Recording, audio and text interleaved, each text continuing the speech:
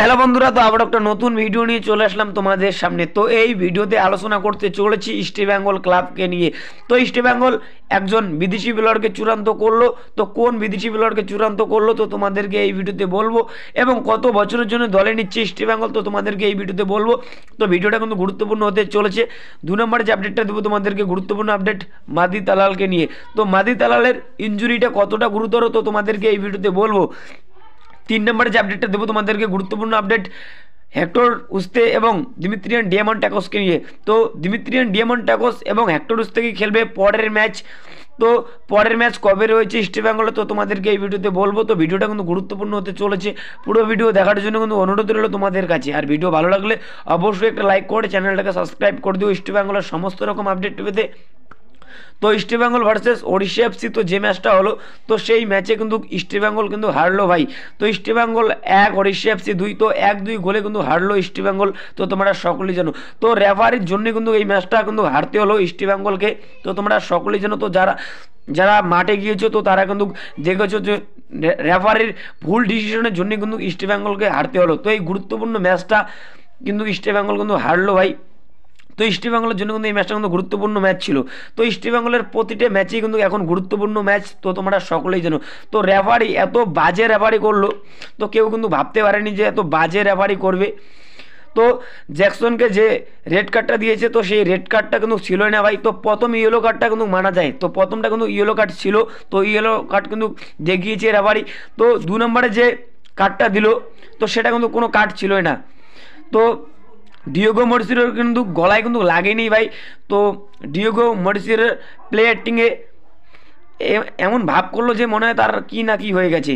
তো রেফারির ভুল ডিসিশন, তো জ্যাকসনকে কিন্তু সেকেন্ড ইয়েলো দেয়, তারপর রেড কার্ড দেয়, তো সেটা কিন্তু রেড কার্ড ছিল না।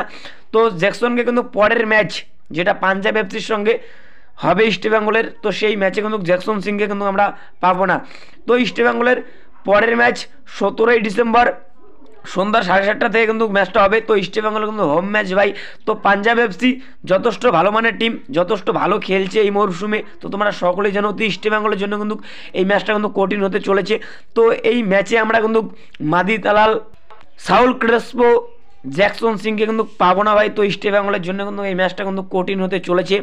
তো 3 গুরুত্বপূর্ণ প্লেয়ার কিন্তু এই ম্যাচে কিন্তু খেলবে না। তো অস্কারের জন্য কিন্তু এই ম্যাচটা কিন্তু কঠিন হতে চলেছে। তো অস্কারের হাতে কিন্তু অপশন কিন্তু অনেকটাই কিন্তু কম ভাই। তো অস্কার এখন কি করবে, তো এখন এটাই দেখার বিষয়। পাঞ্জাব এফসি যথেষ্ট ভালো খেলছে এই মরশুমে, যথেষ্ট ভালো খেলছে ভাই। তো তাদের বিরুদ্ধে কীরকম খেলে ইস্ট বেঙ্গল টিম 17ই ডিসেম্বর, তো এখন এটাই দেখার বিষয়। তো দেখো, যদি মোহনবাগানের কথা বলি তোমাদেরকে, তো মোহনবাগান কোচের অনেক কিন্তু অপশান আছে, তো সেই অপশানটা কিন্তু ইস্ট বেঙ্গল টিমে কিন্তু নেই অস্কার বুজনের কাছে।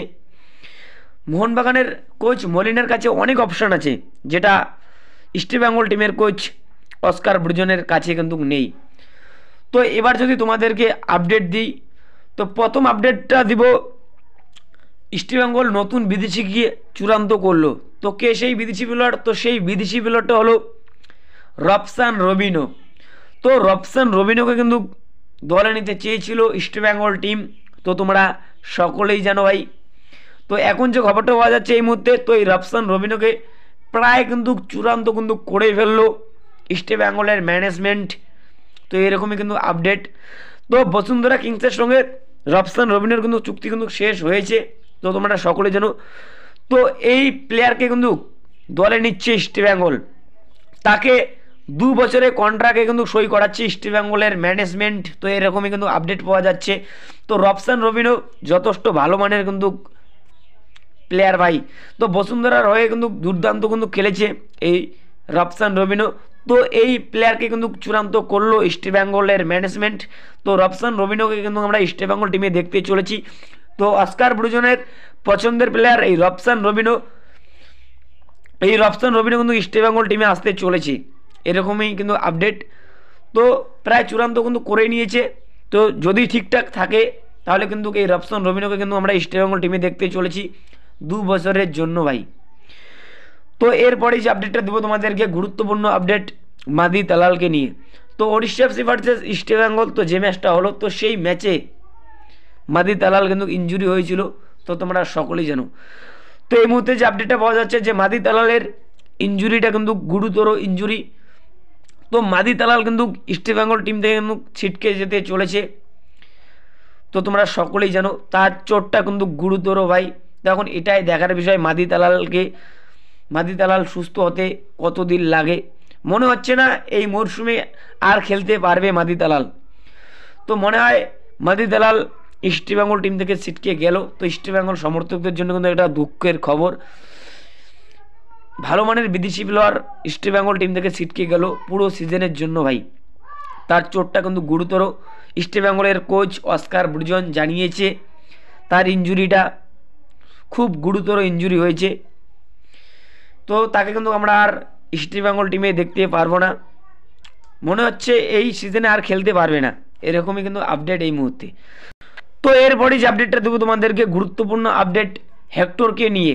তো হেক্টর কিন্তু east Bengal versus Odisha FC, তো যে ম্যাচটা হলো, তো সেই ম্যাচে কিন্তু হেক্টর কিন্তু খেলেনি ভাই। তো অনেকেই কমেন্ট করছো যে হেক্টর কি পরের ম্যাচ খেলবে। তো দেখো হেক্টর কিন্তু প্রায় সুস্থ ভাই। তো কোচ অস্কার ব্রুজন তো তিনি কিন্তু রিস্ক নিতে চাননি, তো তাকে কিন্তু ওড়িশা এফসি ম্যাচে কিন্তু নামায়নি। তো পরের ম্যাচ হেক্টর কিন্তু খেলতে চলেছে, তো পরের ম্যাচ পাঞ্জাব এফসির সঙ্গে। তো সেই ম্যাচে কিন্তু আমরা হেক্টরকে কিন্তু আমরা দেখতে চলেছি ইস্ট বেঙ্গলের প্রথম একাদশে। তো আবারও কিন্তু হেক্টরের খেলা দেখতে পারবো ইস্ট বেঙ্গল টিমে, ইস্ট বেঙ্গলের জার্সি গায়ে। তো ওড়িশা এফসি ম্যাচে কোচ নামায়নি, তার কারণ দেখো ইস্ট বেঙ্গলের সাউল ক্রিস্পোর ইনজুরি হয়েছে, মাদি তালালের ইনজুরি হলো, তো সেই কারণে কোচ আর রিস্ক নিতে চায়নি, তো তাকে কিন্তু আর নামায়নি ওড়িশা ম্যাচে। তো পরের ম্যাচ কিন্তু হেক্টর কিন্তু খেলতে চলেছে। তো তোমরা ধরে নাও যে হেক্টর খেলছে পরের ম্যাচে পাঞ্জাব এফসির বিরুদ্ধে। তো এরপরে যে প্লেয়ারটাকে নিয়ে আলোচনা করব, তো সেই প্লেয়ারটা হলো দিমিত্রিয়ান ডিয়ামান্টাকোস। তো ইস্ট বেঙ্গল সমর্থকদের জন্য কিন্তু দারুণ একটা খুশির খবর, তার কারণ দিমিত্রিয়ান ডিয়ামান্টাকোস কিন্তু খেলতে চলেছে পাঞ্জাব এফসি ম্যাচে। তো এরকমই কিন্তু আপডেট পাওয়া যাচ্ছে এই মুহূর্তে। তো ইস্ট বেঙ্গলের দুই বিদেশি প্লেয়ার হেক্টর উস্তে এবং দিমিত্রিয়ান ডিয়ামান্টাকোস খেলতে চলেছে পাঞ্জাব এফসির বিরুদ্ধে 17ই ডিসেম্বর ভাই। তো ইস্ট বেঙ্গলের জন্য কিন্তু এটা একটা দারুণ খুশির খবর। তো তোমরা বলতেই পারো, তো দেখো পাঞ্জাব এফসি যথেষ্ট ভালো মানের কিন্তু টিম ভাই, যথেষ্ট ভালো খেলছে এই মরশুমে। তো ইস্ট বেঙ্গলের জন্য কিন্তু এটা কঠিন ম্যাচ হতে চলেছে। তো এই ম্যাচে, তো এই গুরুত্বপূর্ণ ম্যাচে মাদি তালাল, সাউল ক্রেসপো, জ্যাকসন সিংয়ের মতো কিন্তু প্লেয়ারকে কিন্তু আমরা পাবো না। তো এই ভিডিওতে তোমাদেরকে এতটুকুই বলার ছিল। তো যদি ভিডিওটা ভালো লাগে অবশ্যই একটা লাইক করে চ্যানেলটাকে সাবস্ক্রাইব করে দিও ইস্ট বেঙ্গলের সমস্ত রকম আপডেট পেতে।